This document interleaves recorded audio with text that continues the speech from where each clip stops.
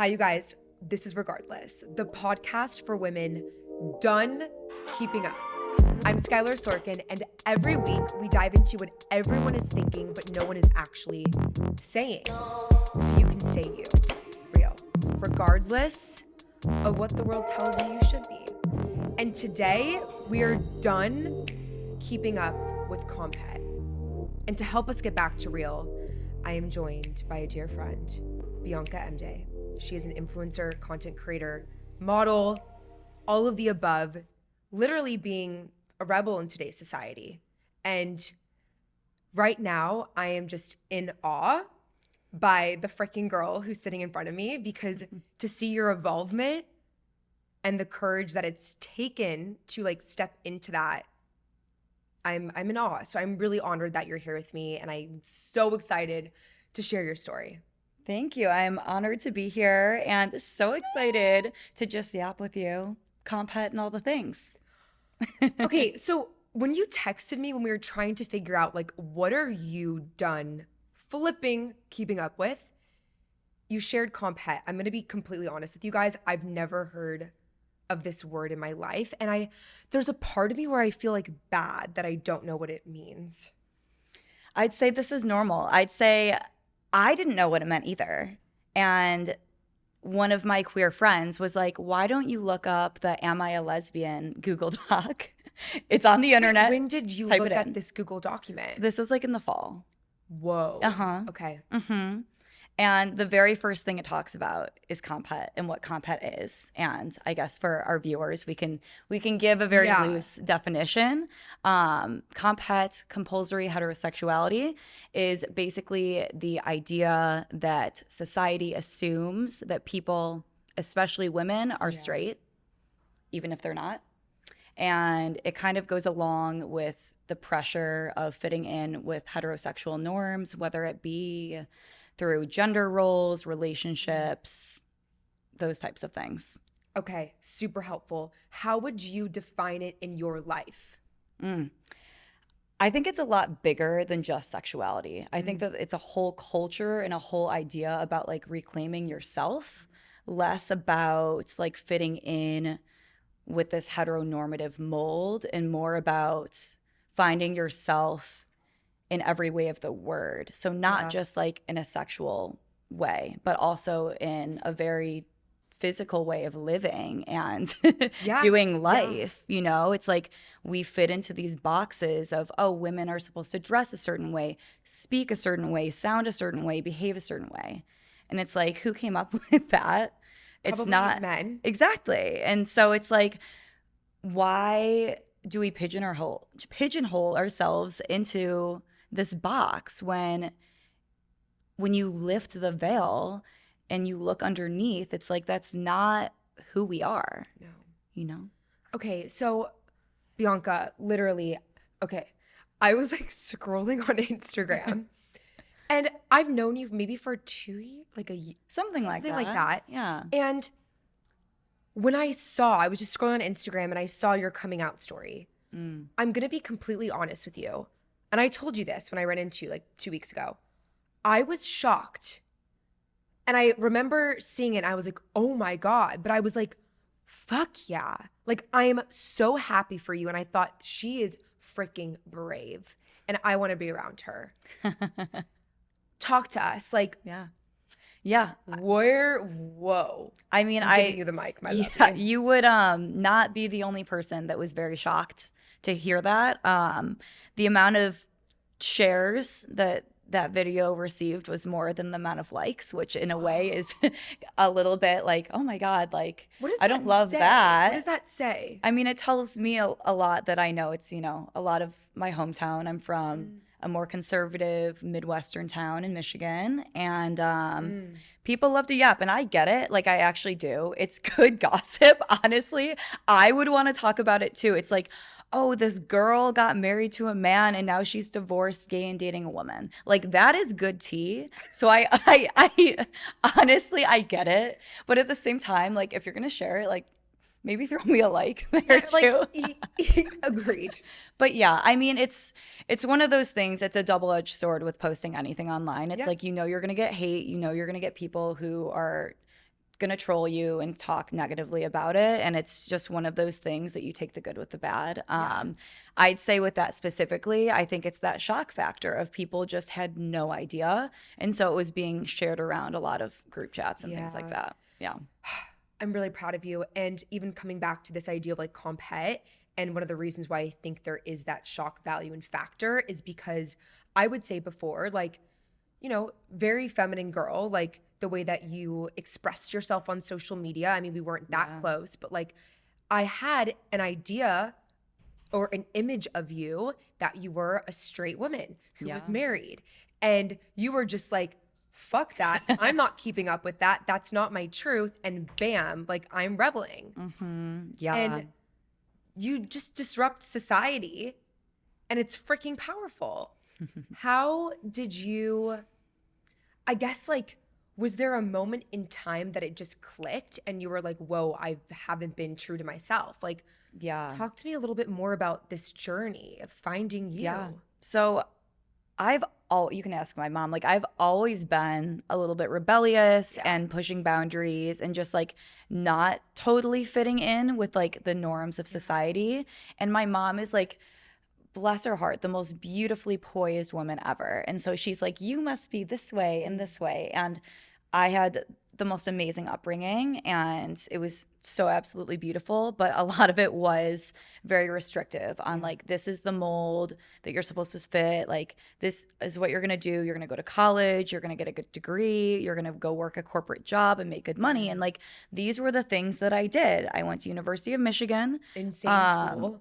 I got a degree, like a Bachelor of Science in Information, specifically like social media design, like social media analysis, UX design, and coding. It was like a mix of all three. Brilliant. Which is fun. And then I'm a marketing minor. So like I was like, I was so into school and education, and I still am. And so and then I went and I worked at IBM as a technical architect for 5 years. So like completely different life than what I'm living now. But it was very much like proving myself, living in this heteronormative culture of like, this is what I'm supposed to do. This is what I've been told I'm supposed to do. This is how I'm successful in life. And like, that's what I did. So like in every area of my life, I was following the rules and like coloring within the lines. And what changed for me was getting off of birth control. That's crazy. And when, okay, so I want to give some information to the audience just to help paint the picture. When did you get married? Because that was filling a massive, this is what you should be doing to be successful, to be happy. When? June 2023. Whoa. We tied the knot. And mind you, I met my ex-husband when I was 19 in college at the University of Michigan. So we were together for about 8.5 years. So it was like, okay, it would just kind of make sense for us to get married. So it was kind of like you're checking off.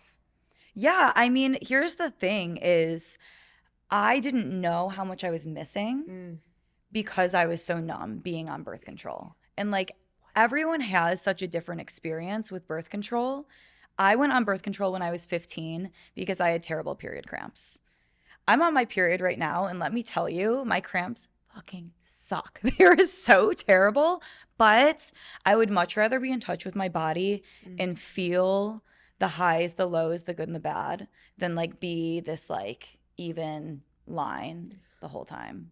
Whoa. Okay. So when did you go off birth control? So I went off of birth control February of 2024. So I've been off of it about 1.5 years now. And I feel like it takes kind of like 1.5 years, 2 years to start to like actually. Yeah. So it's a range. It can take from 3 months to like a full year to start to rebalance your hormones. And I would say after about 3 months, so like February, March, April, I was feeling so different already. Whoa. Like I had so much more energy.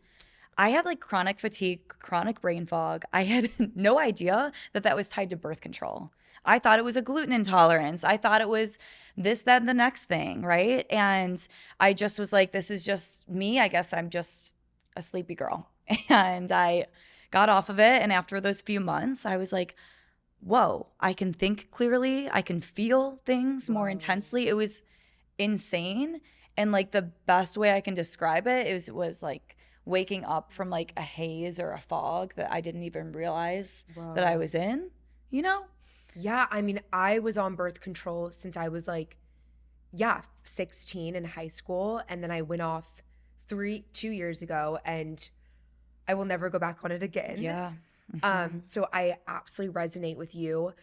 How did going off birth control impact your sexuality? Yeah. So I think the main point here was I was attracted to my husband, and I had a low sex drive. Again, that was tied to the birth control. Wow. I'm on Lexapro. I'm an anxious girl. Yeah, I thought it was tied to Lexapro, right? No, it wasn't. Peace, love Lexapro. Love her. But Love her. It had nothing to do with my sex drive, and it was all the freaking birth control. And so I was just like, yeah, like it just is what it is. And so like I was always that person that was like, yeah, I could go without sex. Like it's not that great. I don't really get what what everyone's talking about. And what the hype is. Yeah, and so like I just felt like, you know, my relationship was really solid. We were best friends. We still have a good healthy relationship, which is amazing. And so it was like I love him like as a person, and that's really beautiful. And so I didn't know that I was missing more, I guess. Isn't that so weird? This is Yeah. like mind-boggling to me. How like you could be living a certain way and you have no idea what sort of prison you are putting yourself in. And it's not that like it's society and it's his expectations of like what we should be doing to fit this mold. Yeah. And it takes removing yourself from the noise, I think, but like no one's gonna remove that for you. It has to be you. Yeah. And mind you, like I had never been with a woman. Like I wasn't born and raised in an area where I saw a lot of queer people. And if I did, I would say it was very much an extreme. And I was like, well, if I'm not that, I must be straight then. And then when we were in college, at least my experience, like I was in a sorority. There was like one girl who was like bi, and I feel like it wasn't even like totally accepted. And so it wasn't something that I was exposed to. And so I feel like it wasn't on my like agenda or whatever. And I also think that because of like the heteronormative culture and like being in Greek life, it was very much like, oh, like which guys can I hook up with? And I think I was more interested in like the idea of being cool and like hooking up with like what was deemed like a cool guy than I actually was interested in the person. Yeah. You It's know? like a power trip. Yeah, it was like a game. And I feel like it was almost, again, more about like impressing other women, which is so interesting. Like hindsight 2020, looking back and like figuring out like knowing who you actually are and your truth. Yeah. It was way less about it was never men. about the guy. It was always about like yapping with the girls. which is so much better. Okay. So going off birth control. Yeah. And how did you like test the waters of like this new sense of self? Like what did that process of learning the new you and like making room for that? Because you know, you can go off birth control and start to feel a different way, but I think it takes like a different sort of commitment and grit to like get real about this is no longer working for me. Yeah, it was really hard and really scary, and I internalized it for a long time. And by a long time, I mean like 4 months, which I guess isn't that long. But for me, I was harboring this for so long. And then it was like, so basically from like April, May, June, July, August. So like 5 months was this like unraveling of like more and more coming out, like quite literally, but like in my head being like, wait, I think I'm missing something. Like something doesn't feel right. And I started having dreams about women and like sexual dreams about women. And you haven't in the past. No, and I hadn't, maybe one or here two about Billie Eilish. Yeah. Like that was totally like, I look back on things. I'm like, well, in retrospect, maybe reading Billie Eilish fan fiction should have been the sign. Like maybe if that was the only thing that would turn you on, that should have told you something. I was so obsessed with her in like a really concerning way. Really? Yes, but like she's I a lot of guess she's people's gay incredible. awakening. Yeah. Like honestly, like thank God for her because it was Wow. like her and then TikTok and like seeing more queer women Mm-hmm. that I was actually attracted to because prior to that I just wasn't seeing anyone that was like my type. Exactly. And so I was like, "Oh, then I must just like men." I don't know. But yeah. So, anyway, Wow. things are starting to progress over the months and by the time the very beginning of September comes around, I'm like, okay, I gotta share this with my partner. Like, I can't keep harboring this anymore. And this is when you were still married. I was married. Whoa. This was Oh, I didn't know. So you realized that you were lesbian when you were still married. yeah. Wow. I didn't get divorced officially until April. So this is recent. I thought you went to Europe and you were like, this is my Yeah. truth. Mhm. I didn't know it happened. Yeah. Well, because it'd been going on. So like basically September rolls around and I tell my ex, I'm like, "Hey, so I started with bi. I was like, I think I'm bi." Yeah. Testing the And I'm not sure what to do with this, but I'm having urges to hook up with women. And you know, he wasn't down, which is valid. And I thought he'd be. like I'm honestly, kidding. I think there's a lot of men who that would be their dream. Like, why Yeah, would yeah. we not have a threesome? No, that is true. with I mean, another I don't. woman? Yeah, I've never I don't been know. married, but But like Like, everyone's different. yeah. But yes, we committed to a monogamous relationship. So it was valid. But I was like, this is like how I'm feeling, and you're my person, so I need to share with you Yeah. how I'm feeling, you know? And so he wasn't open. It's like, okay.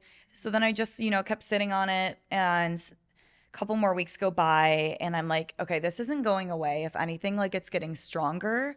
And like, I don't know what to do with this. Like, I've never been with a woman. So like, I don't even know if this is real. Like, this could be totally in my head. Like, I have no idea. That's really I could hook scary. up with a girl and hate it.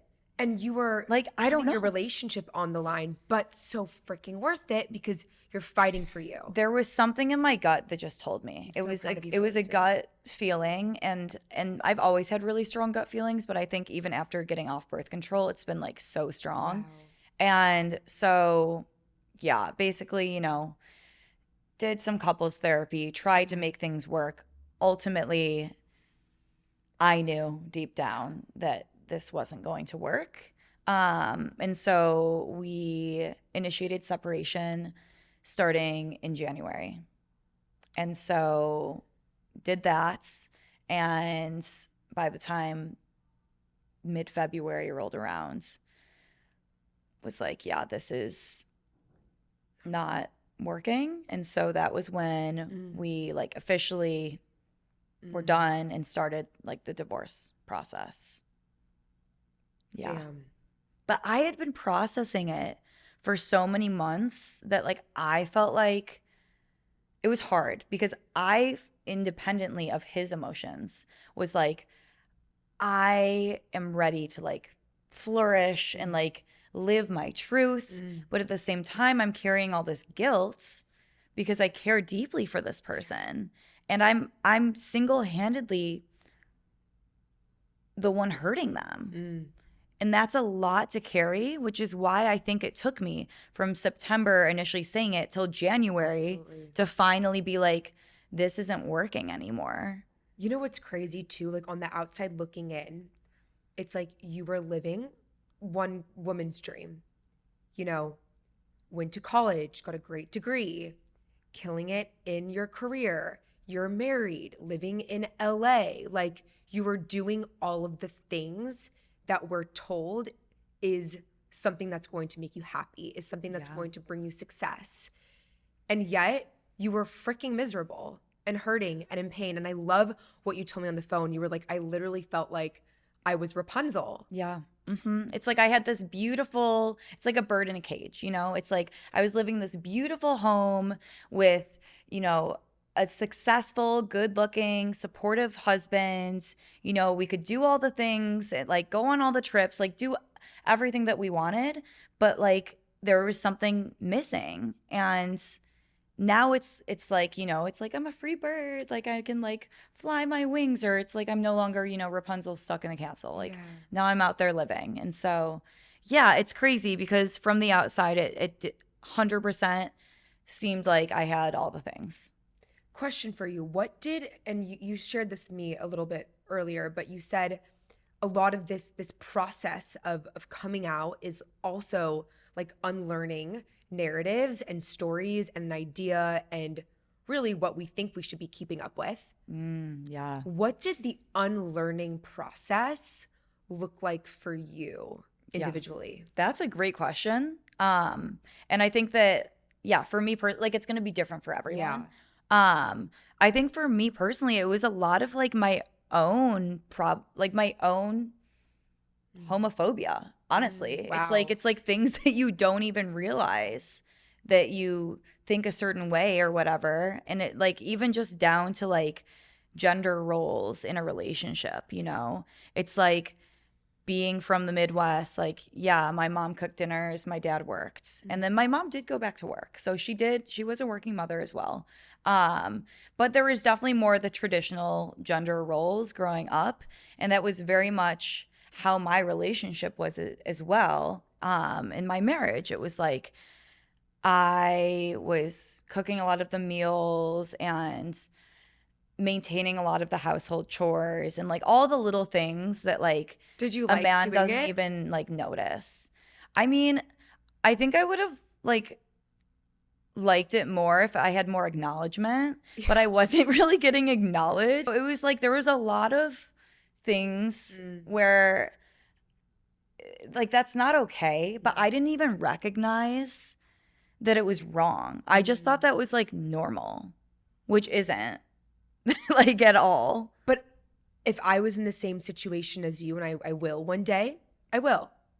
To me, that's how I was raised as well. And so I'm just scared because it's like, why aren't we questioning Yeah. and like challenging these things more, even like on an individual basis, like within our relationships? Like, yes, society as a whole can think one way or behave one way, but like at the end of the day, like we do have a say and we do have a responsibility to like communicate that with ourselves and like with the person we choose to be with. But it is weird that I don't know. There's a lot of just like we're like blinded. No, totally. I mean, because that's the picture that's painted to us. You look at like, especially when we grew up, I think there's more light on queer relationships now, but like Absolutely. still not enough. Yep.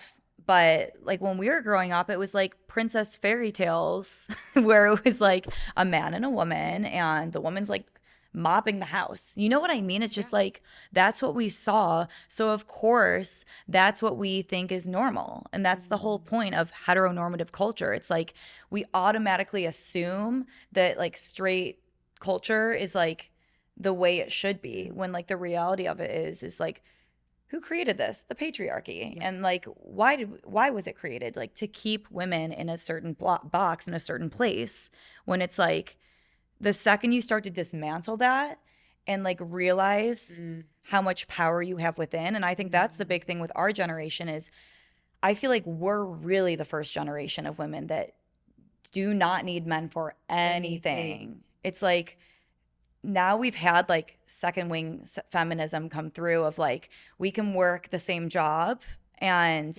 have those same privileges to a certain extent. There's still a lot of sexism in the office setting. I mean, I dealt with it firsthand when I worked corporate. So yeah, it was ridiculous. But the point is like I was working a high paying job. I didn't need anyone to support me. Like I was completely fine on my own.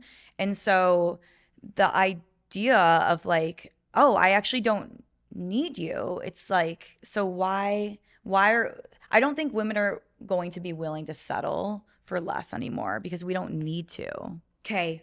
Thank you. I've been wanting to talk about this with someone for a very long time. And I think this is exactly why my last relationship didn't work. And I think what we're seeing in this dating pandemic is due to this because women, we're fucking the shit. Yeah. The bar's high. The bar's high. Meet us up here, honey. And some men they haven't can't evolved. deal with it. They haven't evolved. And I think that because they haven't had to. No. and this is not to like hate on men. I'm just saying I'm seeing this a lot because I have the most incredible girlfriends in the world. They are brilliant, they're gorgeous, they're wise, they are driven, like they're beautiful and stunning, and they're single. And we're all going through it right now with like we meet someone and then they can't handle it. Yeah. This is it. We're not here to like babysit you. It's like you need to at least be meeting me where I'm at. It's so crazy. It's so insane. This is interesting. So how, I guess from being married, you have a lot of experience and like I look up to like older cis energy. Like I'm going to need all of it when I get there one day. But curious how the transition went from filling, you know, those compet roles to then finding your truth and your inners were like screaming at you and then finally listening to her and stepping into that. And now I saw on your Instagram, you met someone. Yes. What has it been like learning to love a woman? The best way I describe it is like my capacity to love expanded. You know, and I think it's probably, I don't have a child, but I think it's probably similar to the idea that a mother will say when they have a child. It's like, you don't even realize how much more you can love and care for someone. Like that's how it felt for me. It's like, I thought that this was how my capacity, but it's just expanded now. And it's really, really beautiful. I think it's so amazing to be, I'm with a woman who is so supportive and understanding and like, I'm new here. I wouldn't consider myself a baby gay anymore. I think I'm a little bit more seasoned now. She's seasoned. I'm seasoned. I'm so ready for it. I love it. But, you know, it's like, it is a learning curve. You know, it's like I'm going from being married to a man. And mind you, my ex was a very good communicator for a man. Women are much better communicators, objectively speaking. Beyond, not always. beyond. But objectively, usually 9 out of 10 times. And so it was just so funny. Like even the other day, she was like, because I was like, oh, I have this plan like with my friend, da da da da.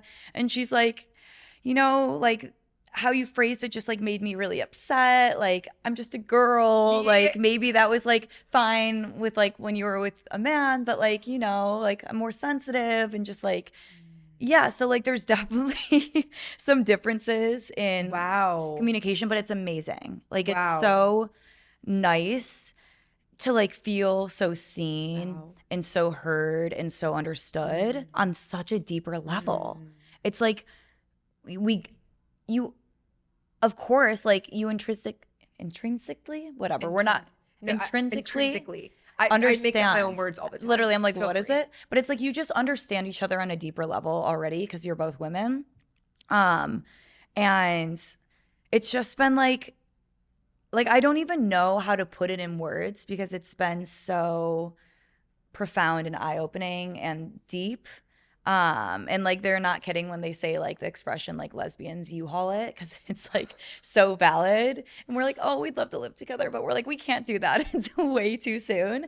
But it's just been like I love her so much, you know, and like I just it's so crazy that I can feel so deeply for someone so quickly. You know what it is? I think it's not even about like, yes, it's about loving her so much, but in order to do that, like it wasn't about learning to love a woman. It was about learning to love like you, regardless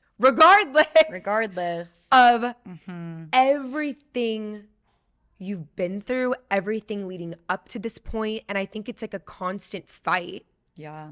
To love yourself every single day. And I know that sounds like so heady and whatever, cliche, but it's true. It is not fucking easy. And I think it takes daily check-ins to be like, what is not feeling juicy for me? Yeah. No, for sure. I mean, like on a quite physical appearance level, even, it's like I always straightened my hair, got keratin treatments. I was always like, oh, curly hair is like not sexy. And look at us now. Look at us now. And last night I went to a hair care event for Shakira's new hairline. And I can't even tell you how amazing it was to be around the most beautiful women, all with curly hair. Dude. It was amazing. It was amazing.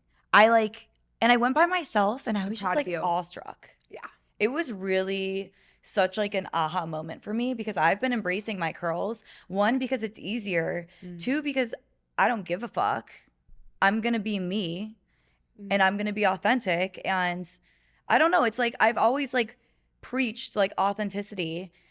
And then I was like, so why am I not doing that myself in every way then? You know, it's like I love living this authentic life and like whatever. But then like here I am like straightening my hair and, you know, this, then the next thing. And so I don't know. I just was kind of like, I'm done. I'm done keeping up with that. And so I have been loving wearing my hair naturally. And my girlfriend is so supportive. She's like, I wore my hair straight when she's like, no, like I miss your curls. Like, da da da da. First of all, sexy as fuck. Secondly, Andy, our producer, was just like, he's obsessed. We're obsessed. And I've recently had a similar journey of like loving my natural hair. Yeah. And I used to It's beautiful. love you. And why does it take like, I know. why? To look like the freaking girl on Instagram, like to fit aesthetic culture? Like, no. Yeah. I Nah. know. I know. And it's like, why do we all want to look like this? And who decided that? And like, let's even look at like what's going on right now with Sydney Sweeney and the American Eagle campaign. I know. Who chose this? The problem is that we're not asking these harder questions, and I'm really freaking proud of us right now for challenging the status quo, for being like, this is not working for me. It's not sustainable. If I ever have kids, which I will, and I have a daughter, I don't want her to live in this world. No. I want her to listen to this episode. I want her to listen to you. That's what I want for her. Yeah. So this is a message to her, because a lot of the things that we're hearing and we're bombarded by daily, it's a lot of just bullshit. And it's everyone just trying to keep up, and I don't think everyone's being authentic. It's Exactly. weird. Yeah. Yeah. And I mean, I love dressing like a boy. Like this to me feels correct. Yeah. And it makes me feel really comfortable. And I love it. And don't get me wrong, I love dressing like a girl too. Like, but it's like, why can't I do both, you know? And I even date this back to when I was a kid. When I was in 3rd grade, my mom was dressing me in preppy little dresses and bows.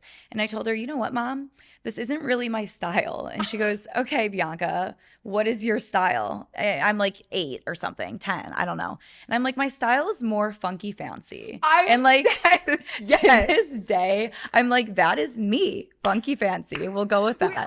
I would coin that. Right? Trademark it. Trademark it. FF. Funky F fancy. squared. F Period. squared. No, I loved it. You called me, Yeah. you're like, Sky, like we're wearing very different outfits. But I'm like, when you walked in the door, I'm like, this is real. Like, this is it. Also, not to mention you're matching the brand. But I have to say, I couldn't resonate more. I'm like, I don't color within the lines. I never had. Like, I know you guys see me wearing this outfit. Like, I'm a girly girl, but I can get down. And I love also dressing up as a guy. Like, Totally. sometimes in my free time, if I get like high, I'll like just for shits and gigs, like dress up as a guy and like, I love that. and like be silly. You're like, I'm just cosplaying. Like, it's just like fun not to take yourself too seriously. And Yeah. like, even this is hilarious. I got like, you know, like the Reffy brand. My friend and I, we got high one night and we just like put on like, I don't know, like Andre Nicotina and like dressed up as guys. And like, as a joke, I put on a mustache with the Reffy.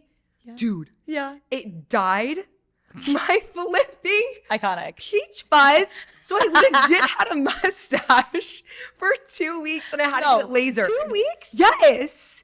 Like, it wasn't that bad, but like my mom was like, Sky, like, That's you have a amazing. mustache. You have a mustache now. Anyways, like, gotta keep it real. Love it. I love that. But also, like, regardless of what you're wearing, you're not fitting into a box because I'm dressing a certain way. It's like, because I'm dressing sexy doesn't mean you can like grab my ass, right? It's like, because I'm dressing sexy doesn't mean that I'm like this girly girl or that I'm straight. Because that was a big thing. Like, people were very surprised because I mean, I think in general, I'm wearing this kind of outfit a lot, but like maybe with my social media presence, it's like when I'm dressed up more and Yeah. I'm in a dress or whatever, I'm out at an event and whatever. And so like I think that people were like, what? Like, but it's like, why do we assume that if I dress a certain way that like I must be straight? Like that's so silly. I think it's because it's easier for people to put other people into boxes because it Yeah. makes it easier for them to exist. And it also doesn't make them look inward and be like, is this what I Yeah. actually want? Right. We're multidimensional. We are. Yeah. If you could go back to 19, 22-year-old Bianca, like what is your message to her? So many. I think that I was deeply insecure and seeking a lot of external validation. You know, I was struggling with an eating disorder, a lot of anxiety, and you know, I think my message to her would have just been to like love myself and be kinder to myself and know that, you know, I'm enough exactly as I am. Nothing needs to change. You don't need anything else out there. It's all already within you. Yeah, I think as women, we've made it a lot about the externalities, and no, I'm here to blow that shit up. Yeah. Doesn't matter. Yeah. I mean, it's the constant searching. And then it's like, well, why are you still empty? Yeah. It's because the internal, you know, like this is where the real work is. So it's like anytime I'm thinking about, you know, like, okay, how do I like level up in life? It's like, it's by slowing down and actually just sitting. So like when I went to Europe for a month after my divorce was finalized, my whole goal was to go to a coffee shop every single day and just fucking sit there. Don't write, don't read, don't be on my phone, just sit and like be with my thoughts. Because how are we able to process when we're constantly consuming information? Even if we think it's like, oh, I'm writing, which is great, definitely journal, definitely, you know, do those things. But it's like, you need time to unwind and decompress consciously, you know? Yeah. Yeah. That was a message from universe source into you straight to me. Thank you for that. Thank you. Yeah. To women out there listening to this episode who feel like it might be too late for them to step into their truth, maybe as it relates to womanhood or sexuality, what is it that you have to say to them? Yeah. I think that there is this whole idea that like, oh, I'm figuring this out too late, like it's embarrassing or it's not authentic or it can't be true, like people are born this way and I'm an imposter. And that's something that I struggled with personally myself, being straight my whole life. And my message to you is it's never a too late thing. It's a coming home to yourself thing and really removing this veil and being able to see yourself clearly for the first time. It's not easy. It's uncomfortable to grow and to see yourself in this light, but ultimately you'll be so much freer and so much happier for it. I love you. I love you. You've got it. You're going to the moon and the stars and all of the above. Like truly. So I guess I have like a little ending. Yeah. What's one outdated belief you think we as women need to release, delete, get rid of, regardless of how loud the world might shout it at us? That we can't be loud, that we're too much. Literally, fuck that. Like, fuck that. I was always told, I'm a big personality. And I was always told to, you know, you can either, you know, be right or you can have friends. Like, that's literally like what I was told. And it's like, no, I can speak my truth and I can be controversial because my voice matters. And now more than ever, we need more of those voices. So don't mute yourself. Show up fully, authentically to you. God, yes. Yes. Yes. And what are we done keeping up with? Comp Call that, baby. love you, girl. We're You're done. incredible. We're done. And before you guys go, question for you. Whatever is weighing heaviest on your heart right now as it relates to being a woman in today's age, sexuality, all of it. Imagine what it would feel like to not have that pressure to keep up. Just imagine. And I want you to go be her regardless. This is incredible. New episodes drop every Monday on Apple Podcasts, Spotify, and YouTube. We'll see you guys next week. What the heck? So good. Dude, that was one of my all-time favorite episodes. I think that was great. I'm not even I'm literally not even kidding. You're so sweet.